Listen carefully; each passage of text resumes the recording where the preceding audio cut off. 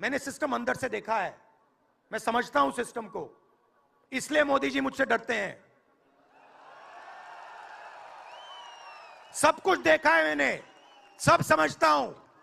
मैं अंदर बैठता था उसमें, सालों में अंदर बैठा हूं, कोई नहीं छुप सकता मुझसे। और मुझे दबाव की आत्मा ईवीएम में है। सही है, सही है, ईडी में है, सीबीआई में है, इनकम टैक्स डिपार्टमेंट में है। इसी प्रदेश के एक वरिष्ठ नेता कांग्रेस पार्टी को छोड़ते हैं और रो के कहते हैं, मेरी मां से रो के कहते हैं कि सोनिया जी मुझे शर्म आ रही है, मेरे में इन लोगों से लड़ने की हिम्मत नहीं है। फिर हमने कहा देखिए, इसमें से कागज निकलता है, वोट मशीन में नहीं है, वोट कागज में है। ठीक है, आप मशीन चलाइए, मगर कागज की भी गिनती कर दीजिए। इलेक्शन कमीशन कहता है नहीं, कागज की गिनती नहीं होगी। क्यों नहीं होगी? कैसे नहीं होगी? सिस्टम नहीं चाहता कि ईवीएम की गिनती हो जाए। पहले इनकी सरकार आई, अरुण जेटली मेरे पास आते हैं, कमरे में बैठते हैं और मुझे कहते हैं, राहुल ये जो लैंड एक्विजिशन का मामला है, तुम इस पर मत बोलो। क्यों नहीं बोलूं? जनता का मामला है, अगर बोलोगे तो तुम्हारे ऊपर हम केस लगाएंगे। लगाओ केस, मुझे कोई फर्क नहीं पड़ता। क्या कर लोगे मेरा? ईडी वाले आए, 50 घंटे बैठा दिया।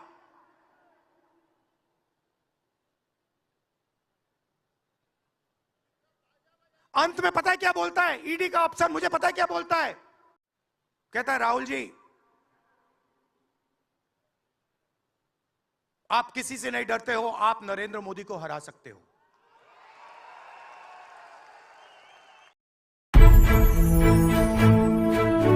पिछले साल कन्याकुमारी से कश्मीर तक हमने यात्रा की।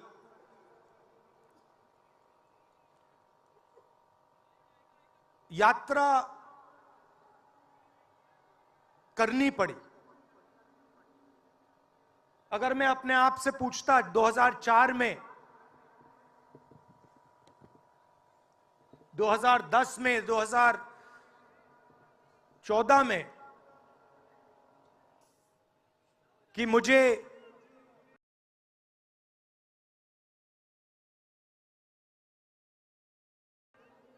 चार 4,000 किलोमीटर कन्याकुमारी से कश्मीर चलना पड़ेगा,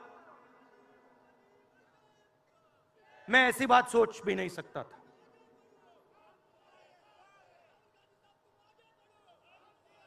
ये यात्रा, शांत हो जाएं, ये यात्रा हमें क्यों करनी पड़ी?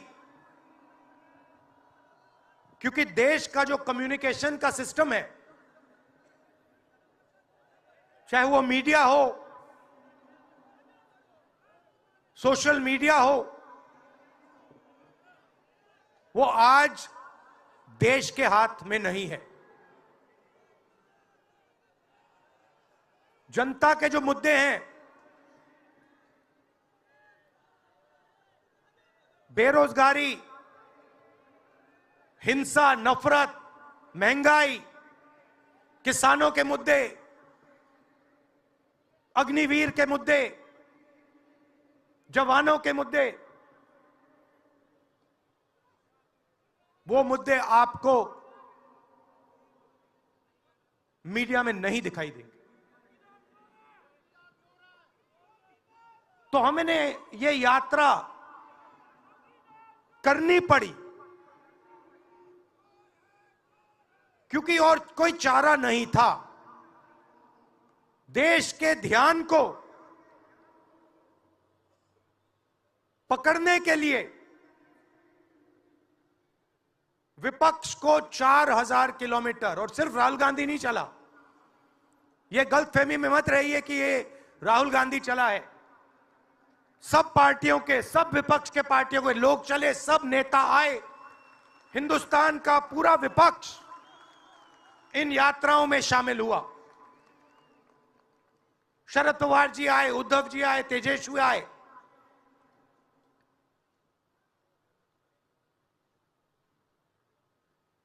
सोशल मीडिया में भी आप गलतफहमी में मत रहिए। किसी ने कहा कि सोशल मीडिया एक रास्ता है, सोशल मीडिया रास्ता नहीं है, उस पर भी कंट्रोल है। अमेरिका की कंपनियों पे दबाव है।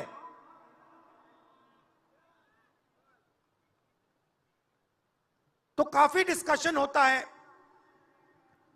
कि हम बीजेपी से लड़ रहे हैं।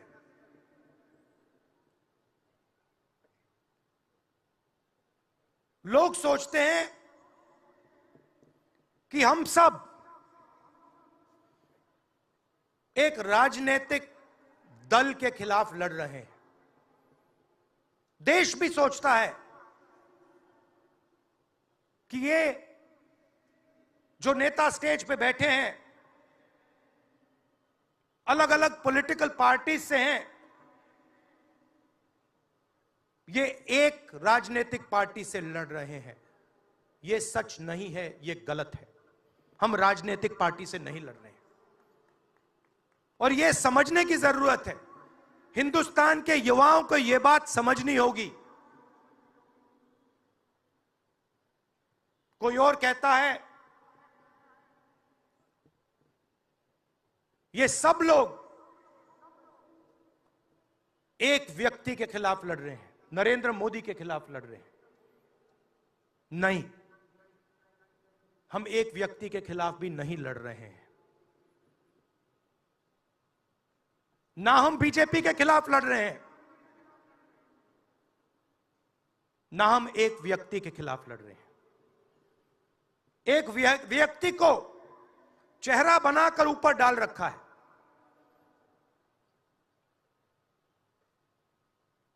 हिंदू धर्म में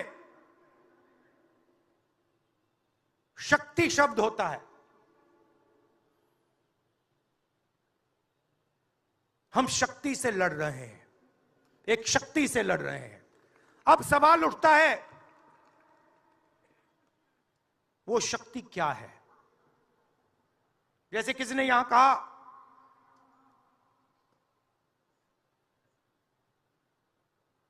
राजा की आत्मा ईवीएम में है।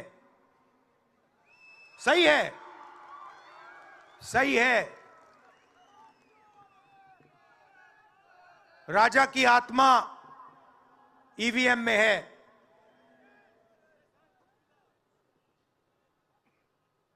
हिंदुस्तान की हर संस्था में है,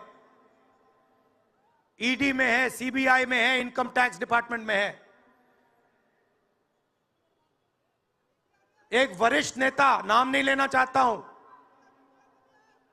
इसी प्रदेश के एक वरिष्ठ नेता कांग्रेस पार्टी को छोड़ते हैं और रो के कहते हैं, मेरी मां से रो के कहते हैं कि सोनिया जी मुझे शर्म आ रही है, मेरे में इन लोगों से, इस शक्ति से लड़ने की हिम्मत नहीं है, मैं जेल नहीं जाना चाहता हूं। और ये एक नहीं है, ऐसे हजारों लोग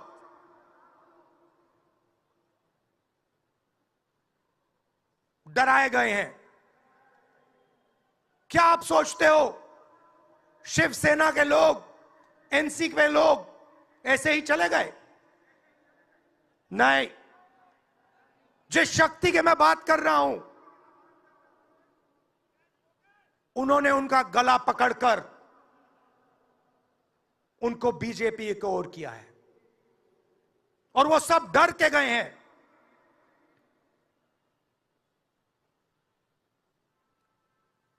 चार 4,000 किलोमीटर चला, उसके बाद 6,000 किलोमीटर मणिपुर से महाराष्ट्र, मुंबई, धारावी।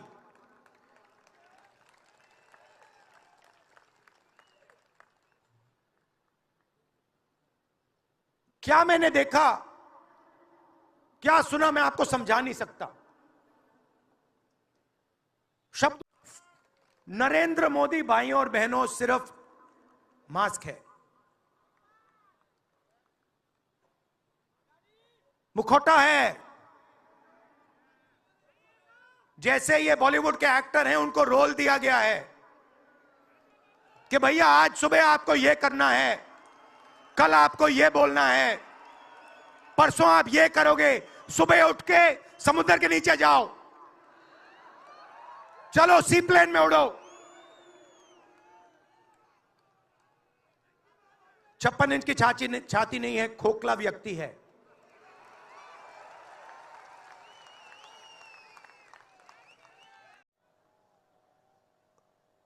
मैं आपको स्टेज से बता रहा हूं, चाइना में एक शहर है, उसका नाम शेंजन है। सच्चा मुकाबला उस शहर से है जो आपको मीडिया में कभी कोई नहीं बताएगा। धारावी शेंजन का मुकाबला कर सकता है। बैंक के दरवाजे इन बच्चों के लिए खोलो, इन बच्चों को सरकार की मदद करो और फिर देखो ये शेंजन का क्या करते हैं। उठा के परे कर देंगे शेंजन को ये लोग। Made in Mumbai, made in Dharavi, made in China को उड़ा के हटा देगा, परे कर देगा। मगर नहीं, 22 लोग हैं यहां पे, 22 लोगों के पास उतना ही धन है जितना हिंदुस्तान के 70 करोड़ लोगों के पास है।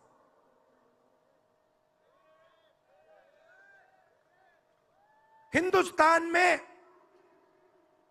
इंटरनेशनल एयरपोर्ट खुलवाने के लिए साल लग जाते हैं। 10 दिन में शादी के लिए इंटरनेशनल एयरपोर्ट खुल जाता है। वो ठीक है, कोई बड़ी बात नहीं है। अगर 10 दिन में शादी के लिए खुल जाता है वो ठीक है, करना है करो, मगर बाकी हिंदुस्तान में भी तो खोलो, बाकी प्रदेशों में खोलो। इन्होंने क्या गलती की है? 90 अफसर इस देश को चलाते हैं। मैंने सिस्टम अंदर से देखा है, मैं समझता हूं सिस्टम को, इसलिए मोदी जी मुझसे डरते हैं। सब कुछ देखा है मैंने, सब समझता हूं। मैं अंदर बैठता था उसमें, सालों में अंदर बैठा हूं, कोई नहीं छुप सकता मुझसे और मुझे दबा भी नहीं सकते हैं। बजट में 100 रुपए खर्च होते हैं, पिछड़े, दलित, आदिवासी सबको मिला दो, 6 रुपए का निर्णय लेते हैं। पॉलिसी कहां बनती है? पॉलिसी ये 90 लोग बनाते हैं, उसमें 200-300 और जोड़ दो,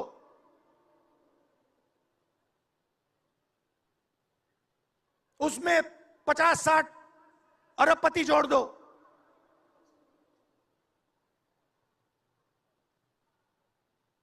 ये है सच्ची शक्ति जो हिंदुस्तान को चला रहा है। और इससे आप कोई नहीं बचेगा, आप में से कोई नहीं बचने वाला। यहां किसी ने ईवीएम की बात की, मैं आपको बता रहा हूं, ईवीएम के बिना नरेंद्र मोदी चुनाव नहीं जीत सकता है। इलेक्शन कमीशन से हमने कहा कि एक काम कीजिए, विपक्ष की पार्टी को ये मशीनें दिखा दीजिए, खोल के हमें दिखा दीजिए ये कैसे चलती हैं, हमारे एक्सपर्ट्स को दिखा दीजिए। इलेक्शन कमीशन नहीं दिखाता। फिर हमने कहा देखिए इसमें से कागज निकलता है, वोट मशीन में नहीं है, वोट कागज में है। ठीक है, आप मशीन चलाइए मगर कागज की भी गिनती कर दीजिए। इलेक्शन कमीशन कहता है नहीं, कागज की गिनती नहीं होगी। क्यों नहीं होगी? कैसे नहीं होगी? सिस्टम नहीं चाहता कि ईवीएम की गिनती हो जाए। क्यों? क्योंकि यह सिस्टम आपके धन को चोरी करने का सिस्टम है। ये आप लोग जीएसटी देते हो, उतनी ही जीएसटी देते हो जितना अदानी देता है। 18% शर्ट पे देते हो, उतनी वो देता है। उसकी आमदनी लाखों करोड़ रुपए, आपकी 50,000 रुपए। और फिर देखो पैसा कहां जाता है।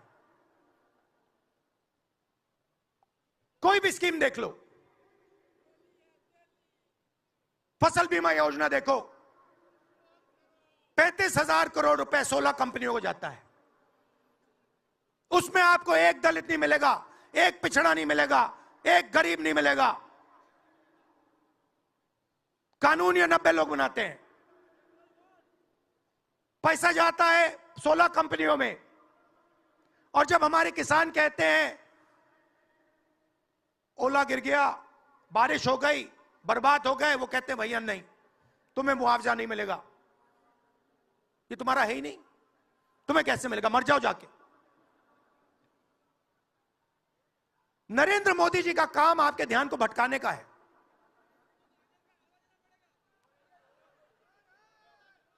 कभी आपसे कहेंगे देखो देखो चाइना की ओर देखो, पाकिस्तान की ओर देखो।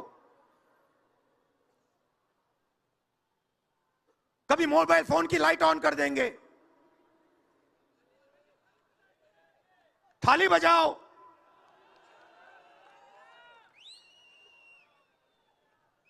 कभी कहेंगे देखो मेरा अपमान कर दिया, जैसे अभी किसी ने उनकी पत्नी के बारे में बोला, अब कहेंगे देखो मेरा अपमान कर दिया। ध्यान भटकाने के लिए। अब देखना होगा।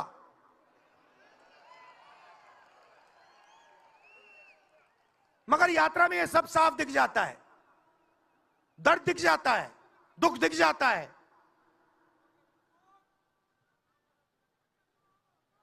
चालीस साल से सबसे ज्यादा बेरोजगारी हिंदुस्तान में आज है। मीडिया में आपको एक मिनट के लिए नहीं दिखता।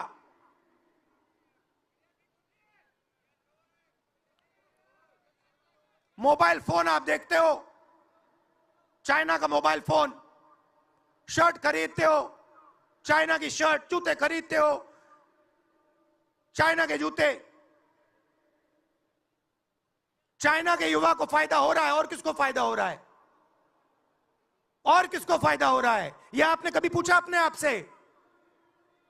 जब चाइना का यहां माल बिकता है, सिर्फ चाइना को फायदा नहीं होता, हिंदुस्तान के अरबपतियों को भी फायदा होता है भाई और बहनों। इसलिए धारावी को कभी उठने नहीं देंगे। इसलिए धारावी को यह सरकार कभी सपोर्ट नहीं दे सकती।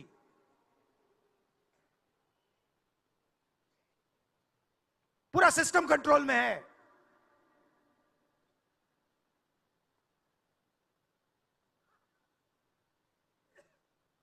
जब इनकी पहले सरकार आई, मैं आपको दिल की बात बताता हूं, पहले इनकी सरकार आई, अरुण जेटली मेरे पास आते हैं, कमरे में बैठते हैं और मुझे कहते हैं राहुल, ये जो लैंड एक्विजिशन का मामला है, तुम इस पर मत बोलो। क्यों नहीं बोलूं? जनता का मामला है। अगर बोलोगे तो तुम्हारे ऊपर हम केस लगाएंगे। लगाओ केस, मुझे कोई फर्क नहीं पड़ता। क्या कर लोगे मेरा? ईडी वाले आए, 50 घंटे बैठा दिया।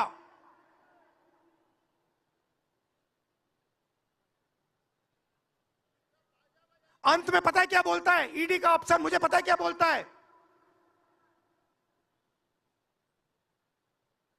कहता है, राहुल जी, आप किसी से नहीं डरते हो, आप नरेंद्र मोदी को हरा सकते हो।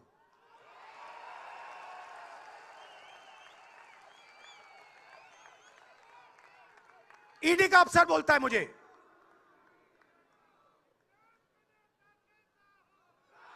मगर मैं राहुल गांधी नहीं हूं। आप यह मत सोचो कि मैं राहुल गांधी हूं। आप यह मत सोचो कि उद्धव ठाकरे हैं। यह नहीं है, यह हिंदुस्तान की आवाज है। आप देखिए, हर प्रदेश से यहां लोग बैठे हैं। हर व्यक्ति ने अपनी यहां बात रखी। स्टालिन जी ने अपनी बात रखी, सोरेन जी ने अपनी बात रखी। यह हिंदुस्तान बोल रहा है। नरेंद्र मोदी जी की मीटिंग देखिए, वहां सिर्फ एक व्यक्ति बोलता है।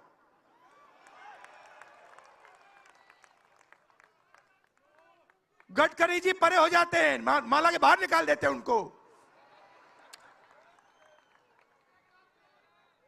इसलिए हमने इसको इंडिया गठबंधन नाम दिया है। यह हिंदुस्तान की रक्षा कर रहा है। ये सब लोग डरे नहीं हैं। ये सब लोग उसी सिस्टम का मुकाबला कर रहे हैं। आज नरेंद्र मोदी के पास भ्रष्टाचार की मोनोपोली है।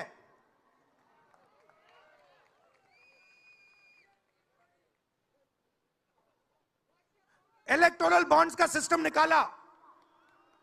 मैं आपको समझाता हूं। यहां पे जो छोटे छोटे सड़कों पे ना एक्सटॉर्शन चलता है, हफ्तेबाजी चलती है ना, वो नेशनल लेवल पे कर रहे हैं ये लोग। मैं बता देता हूं, 4 तरीके की हो रही है। एक, पहले ये कॉन्ट्रैक्ट देते हैं, सरकार कॉन्ट्रैक्ट देगी और सीधा परसेंटेज लेगी। इलेक्टोरल बॉन्ड देख लीजिए, उसमें साफ है। कंपनी को कॉन्ट्रैक्ट मिलता है, उसके एकदम बाद वो बीजेपी को हफ्ता देना शुरू कर देती है। दूसरा, सीधा एक्सटॉर्शन। ईडी सीबीआई भेज देंगे। जैसे यहां पे मुंबई का एयरपोर्ट इनको चाहिए था, ईडी सीबीआई भेजी, एयरपोर्ट किसी और को पकड़ा दिया। सीधा एक्सटॉर्शन। तीसरा, शेल कंपनी। जैसे यहां भी किसी ने कहा, अंबेडकर जी ने कहा, कंपनी की प्रॉफिट ही नहीं है और उससे ज्यादा पैसा वो बीजेपी को दे रही है। और चौथा, कॉन्ट्रैक्ट देने के पहले पैसा दो, कॉन्ट्रैक्ट लो। देखिए, मैं आपको एक बात कहता हूं, यहां मुंबई में किसी भी गुंडे को आप सीबीआई, ईडी और इनकम टैक्स पकड़ा दो, ठीक है? वो हो रहा है, वो ही हो रहा है। एक व्यक्ति ने इनको पकड़ रखा है, उनके पीछे एक और शक्ति है, वो कह रही है भैया आप देखो, हमें ये एयरपोर्ट चाहिए। आपका एयरपोर्ट मुंबई का एयरपोर्ट है ना, आपने तो देखा। सीबीआई की इंक्वायरी हुई और उसके एकदम बाद मुंबई एयरपोर्ट अदानी जी को मिल गया। तो मैं आपसे कह रहा हूं कि इससे आपका नुकसान हो रहा है।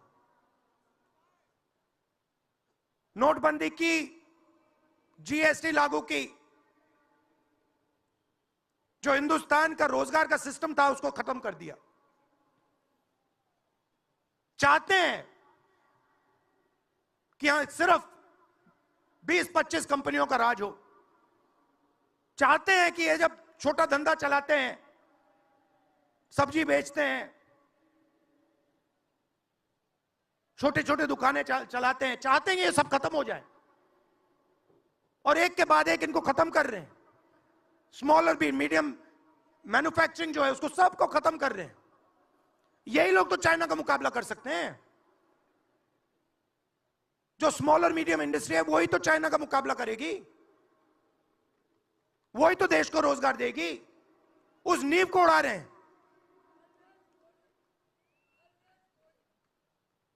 और आपको खड़ा होना पड़ेगा। आपके बिना काम नहीं बनने वाला। आप हो भारत माता, आप सब भारत माता हो, और आपकी जिम्मेदारी बनती है, हमारी जिम्मेदारी है, मगर देश के युवाओं की भी जिम्मेदारी बनती है।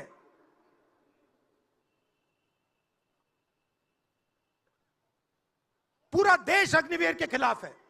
मैं 4000 किलोमीटर चला, एक युवा ने मुझे नहीं कहा कि अग्निवीर अच्छा लगता है। वो जो रो रहा था मुझे कहता है, राहुल जी मैं नहीं जाऊंगा, मैं नहीं जाऊंगा, मैं अग्निवीर नहीं बनूंगा। और फिर मुझे कहता है, राहुल जी जहां पे पहले हम दौड़ने जाते थे वो सब खाली पड़ा है।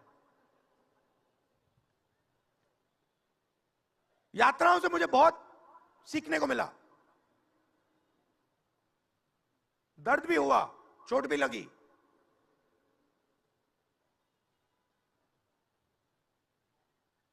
मगर जो प्यार मिला, दिल से जो प्यार मिला,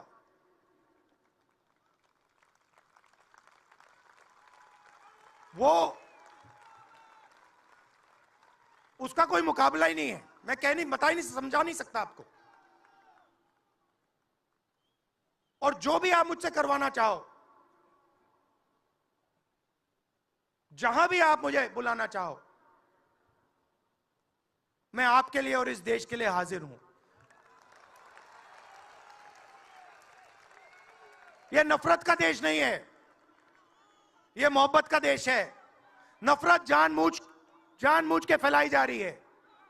नफरत इसलिए फैलाई जा रही है कि आप अपना ध्यान इधर उधर करो और आपके जेब में से आपका पैसा लूटा जाए, छीना जाए।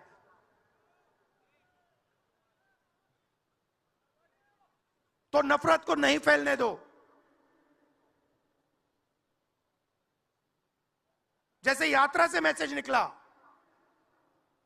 हिंदुस्तान के दिल से मैसेज निकला, नफरत के बाजार में मोहब्बत की दुकान खोलो। ये हमारे सब महापुरुषों ने कहा है। गांधी जी ने कहा, बुद्ध भगवान ने कहा, राम जी ने कहा, यही कहा। अगर राम का, बुद्धा का एक ही मैसेज है, नफरत के बाजार में मोहब्बत की दुकान खोलो। धन्यवाद।